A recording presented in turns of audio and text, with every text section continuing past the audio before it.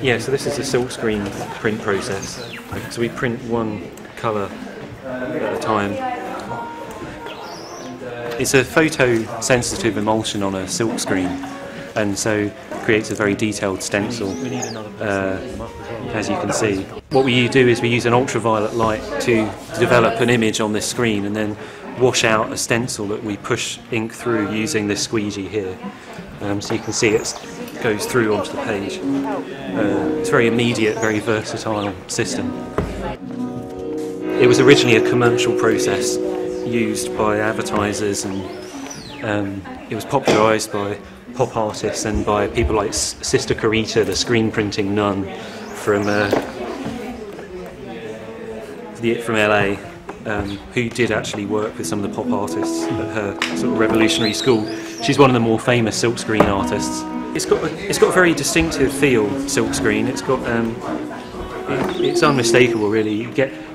What you do is you get a layer on top of the paper of real paint, real pigment. So it's not an image that's made up of lots of CMYK dots. It's a really solid image. The Henningham Family Press, we are a silkscreen based press. We make books and multiples with the silkscreen process primarily, and hand bind small editions of books.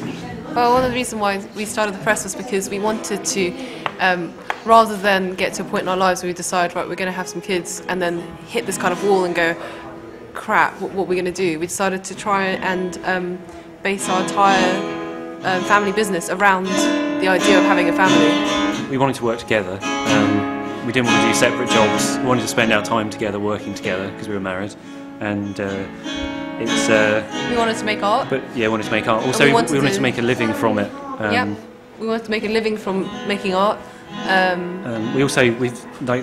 We're called the Henningham Family Press, and that kind of also includes an extended family of friends, other artists that we work with. It was another way of showing work as well. So instead of we could show it in book form, we could show it in, and also we're really interested in print culture, books. We wanted to make a printed work that would that was also went beyond the book form. So we could turn it into a live event as well. So we have this process of collaboration, and then we make a printed work with an artist that we work with. This is a poster that we did with Half Handed Clouds. It's an American band, and the guy behind Half Handed Cloud, Jon Bilbrough, we invited him to come over here to do a print and a gig with us. We didn't quite know what we were going to do, so we to and froed in email. We talked about ideas in email, then he wrote some songs, we commented on them, we collaborated to get these songs done. Then he came over, and this, I don't know if you can see, but this is a record needle, and this is John, and this is us inside the record playing on a giant record. And what we did is we did this event in the Foundry where they have a 12-foot disc flush with the floor, and it spins. And so what we did is we made a giant 12-foot record, like a 12-inch, but 12-foot. We made a 12-foot, and we put it down, we printed the label on it, and John stood on the record needle, and stood there as the record needle, and stepped as the record went round and round and round. And that's what this is what this documents. This evening what we did was we commissioned our friend Jon Bilbrough to write a ballad.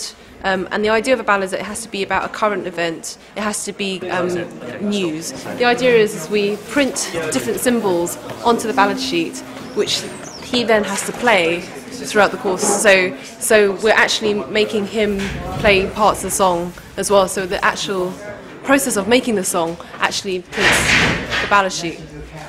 So, and that's how we end up with this washing line. It'll be very interesting. And like we said to someone else earlier, if something happens while we're printing, he'll just have to try and work out how to play that. So that'll be kind of fun.